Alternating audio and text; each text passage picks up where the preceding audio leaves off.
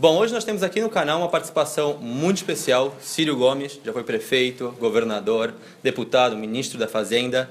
Ele está passando por Rosário, fazendo algumas palestras aqui na universidade e, obviamente, eu não podia deixar de fazer algumas perguntas. A primeira delas é, nos últimos 2 dias, você viu que a participação universitária jovem é muito presente aqui, muito marcada. Você passou pela militância também universitária, por um breve período de tempo, pelo que eu estive estudando, na sua vida universitária. A que se deve, desde seu ponto de vista, que a população jovem hoje no Brasil crê que a política, essa renovação, digamos, da política, se tem como um processo desacreditado, essa renovação, digamos, dos jovens entrando na política? Isso é um fenômeno muito complexo que tem várias explicações, né? Mas, em relação à minha geração, uma explicação logo avulta. É que a minha geração identificava com muita clareza o inimigo, né? Nós sabíamos bastante bem contra o que estávamos lutando e tínhamos um consenso muito fácil de ser entendido. Contra a ditadura, embora parecesse uma coisa muito dura, muito cruel, muito ameaçadora, havia clareza em ficar contra ela e havia como que uma abastança felicitante, né, na nossa crença de que nós tínhamos a capacidade de derrotá-la mais cedo, mais tarde ou mais tarde. A gente acreditava que era mais cedo. E aí a agenda também era muito simples. Então era anistia, eleição direta, constituinte, a redemocratização do país, porque era como se podia celebrar esse consenso, na medida em que, e isso explica a diferença para hoje, superadas essas caricaturas, hoje o inimigo não é mais claro. Nossa geração, a geração de vocês, está sendo induzida a referir a felicidade, que para a nossa geração era espiritual, não estou falando de religião, estou falando de amor, de serenata, de compaixão, de idealismo político, de insurgência revolucionária, tudo isso é felicitante, do ponto de vista espiritual. As novas gerações são induzidas a referir sua felicidade, inconscientemente, ao acesso a um padrão de consumo absolutamente sofisticado e que, a rigor, é a única coisa que está globalizada, a informação de um padrão de consumo ao qual as pessoas, esse padrão de consumo, as pessoas são induzidas a referir os elementos simbólicos de sucesso social, os elementos simbólicos da aceitação do garoto mais jovem pelos seus grupos. Então você tem uma ansiedade, uma angústia existencial na humanidade que esmaga, né? E o dogma neoliberal destruiu a política como locus, né? Ou pelo menos tentou destruir a política como locus, onde você deposita sua percepção do real e suas idealizações de mudança, ou a sua confiança em uma idealização. E trata-se de descobrir a prática, como é que vai daqui para acolá e tal, e isso é felicitante. E a geração de vocês está descobrindo isso. Claro que no Brasil isto é agravado pela nossa conjuntura local. Então aí você tem, contemporaneamente, 2 fenômenos, pelo menos, que eu indico há muito tempo, como também agravadores desse nível de alienação, por assim dizer, ou de repulsa pela política. O primeiro é que as forças assim chamadas de esquerda, as forças assim chamadas de progressistas, fomos ao poder e não aconteceu nada. Nós apenas fomos um pouco mais solidários com os pobres, fomos apenas um pouco mais mas inclusive nas questões de decência, nós estamos apanhando no Brasil feio, né? O PT não podia ter feito o que fez, como elemento simbólico, vamos dizer, o altar da esperança dessa geração toda. E a outra coisa é imediatamente relacionada a isso, que é os veios de transmissão da sociedade civil foram praticamente todos cooptados.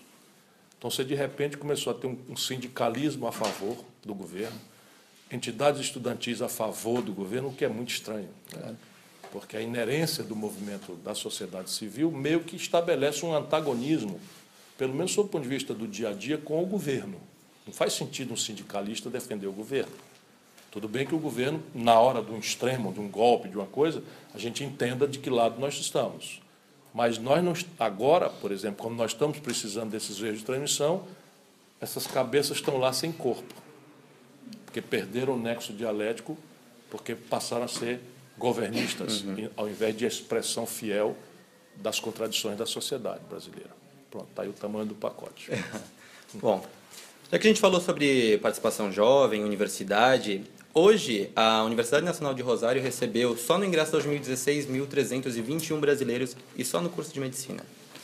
Desde o seu ponto de vista, o que o senhor acha sobre esse êxodo jovem que sai hoje do Brasil em busca de uma melhor formação com um acesso muito mais democrático comparado ao Brasil, visto toda a problemática nas falências de políticas públicas de ingresso e permanência em comparação, por exemplo, com a Argentina, e também o processo cada vez mais burocrático na revalidação dos títulos no exterior? Isso é uma situação bastante intrincada. Ancestralmente, evidentemente que a explicação está na proporção de vagas que se oferece a esta ou aquela comunidade. Então, a Argentina, nos últimos meio século, tem conseguido dar o dobro, proporcionalmente às suas respectivas populações, pelo menos o dobro de acesso aos seus jovens do que o Brasil tem tentado fazer. O Fernando Henrique, por exemplo, proibiu a criação de cursos técnicos de nível médio. Proibiu, é um negócio inacreditável. Depois, enquanto o PCdoB distraía a população estudantil com a ameaça de uma privatização do Sistema Federal de Ensino Superior, coisa que nunca esteve na agenda, o Fernando Henrique privatizou a demanda, facilitando dramaticamente a criação de cursos sem nenhuma qualidade, tanto que na minha área do direito, 82% das pessoas que se formam e que se submetem ao exame de ordem para poder advogar não passam. É uma verdadeira tragédia. Ultimamente, isto diminuiu, não piorou, diminuiu. Houve uma ampliação consistente do nível de acesso à universidade, seja a criação de novos cursos universitários, novas universidades, não na velocidade e no volume que precisamos, mas é uma tendência que está ameaçada de ser interrompida. Se esse golpe se consumar, será, por certeza, interrompido. A emenda constitucional que já proíbe a expansão está no Congresso Nacional, proposta pelo governo golpista. E você também tem esses outros atalhos, né? Apesar de um problema grave de qualidade, o ProUni abre acesso, o FIES permite financiar matrículas, etc. Então, há uma tendência que dá a pista do que nós precisamos fazer, né? Agora, vamos dizer, um genocídio de inteligências, não só neste nível, que já agrava, inclusive, a confiança do jovem no futuro do país, que está extremamente abalada, como nos últimos anos nós perdemos 50 mil cérebros já treinados para o estrangeiro, que é um desastre da estagnação econômica do país. Bem, o Conselho Federal de Medicina diz que não faltam médicos no Brasil. Sobre este ponto anterior, na questão anterior, de novo, é muito agradável falar a estudantes de medicina que estão sofrendo o sacrifício do desterro, do exílio voluntário para buscar uma escola que não tem no seu país, você dizer, não, precisamos facilitar isso. Entretanto, não é possível, porque vocês, na medicina, literalmente são pessoas que lidam com a vida e a morte. Claramente. E há experiências muito constrangedoras na vida brasileira, do passado, inclusive recente, de profissionais de medicina treinados em outros países que não têm qualificação nenhuma. É evidente que o pretexto, né, deste cuidado com a qualidade do serviço não explica tudo. Parte importante é uma exacerbação ultracorporativista, com todo respeito, né, à corporação médica, mas no Brasil passa de qualquer razoabilidade. O Conselho Federal de Medicina diz que não faltam médicos no Brasil, que eles estão mal distribuídos no território nacional. Fato. O governo federal, tratando de solucionar a problemática da atenção sanitária, gerou uma política de curto prazo que foi o Mais Médicos. O senhor foi secretário de Saúde por um período de tempo, e então como o governo deveria, a longo prazo, trabalhar para levar essa atenção primária à saúde a toda a população Nós brasileira? temos que reestatizar a questão da formação, em todos os níveis.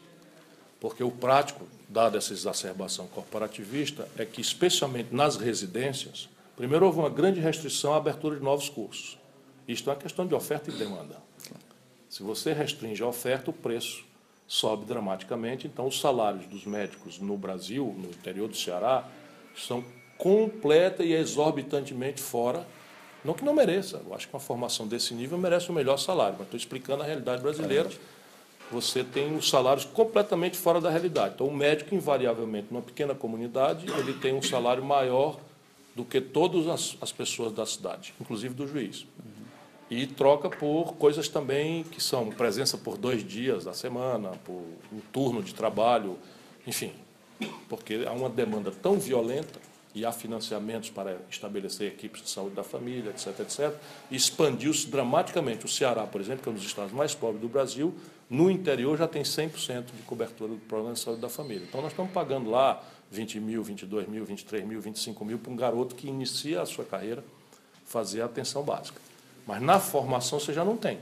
Porque na formação brasileira, você ultra especializa o jovem estudante lá a partir logo da escola. E nós precisamos de um profissional generalista para fazer a atenção básica, por óbvio, né? Então, você tem um problema de formação. Quando você vai para a questão da atenção secundária e terciária, aí é uma tragédia. Só para lhe dar um dado, hoje o Brasil tem menos anestesistas do que tinha há 15 anos atrás, há 10, 20 anos atrás. Menos. Por quê? Porque nós delegamos, sem deliberação politicamente legítima, por mera pressão e contrapressão de grupos corporativos, nós delegamos às entidades médicas a faculdade de credenciar as residências e de habilitar o número de vagas. Então, os anestesistas foram os primeiros, mas os pediatras já são em seguida os próximos. Está faltando anestesista no Brasil, falta pediatra no Brasil dramaticamente, falta UTIsta, falta médico de UTI. Então, o médico de UTI ganha R$3.000 por um plantão de uma noite, né? E você fica atrás procurando na capital.